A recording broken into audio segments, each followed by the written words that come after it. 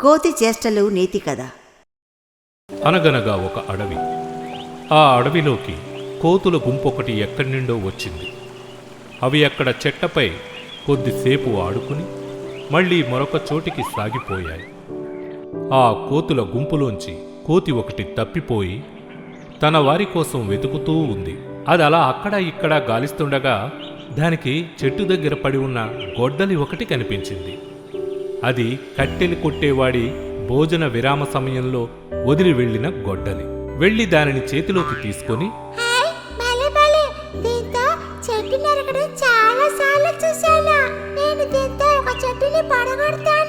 అనుకుంది.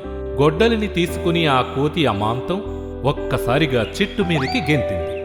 ఆ తర్వాత సరదాగా చెట్టు కొమ్మను నరుకుతూ ఉంది. అటుగా వెళుతున్న ఏనుగు తను కూర్చున్న కొమ్మనే నరుక్కుంటున్న కోతిని చూసింది.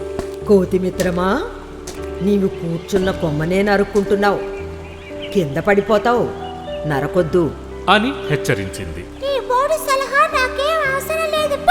అని తల తిక్కగా మాట్లాడి మళ్ళీ చెట్టు కొట్టడం ప్రారంభించింది కోతి. అయినా అమాయకపు కోతి అపాయంలో పడబోతుండడంతో ఏనుగు చాలా రకాలుగా నచ్చచెప్పే ప్రయత్నం చేసింది. దాంతో ఆగ్రహించిన ఆ కోతి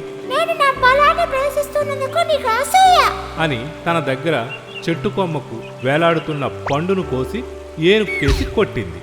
పండు బలంగా తగలడంతో ఏనుగు మొహం పచ్చడయ్యింది. అప్పుడు అర్థమయ్యింది ఆ ఏనుగుకు ఆ కోతిది అమాయకత్వం కాదు, మూర్ఖత్వం అని. ఇక చేసేది లేక ఏనుగు అక్కడి నుండి వేగంగా పరుగు తీస్తుంది. ఆ తరువాత కొమ్మను పూర్తిగా నరకడంతో అది విరిగి కోతి కింద పడింది. అందుకే అంటారు, మూర్ఖులతో వాదనకు దిగకూడదు అని.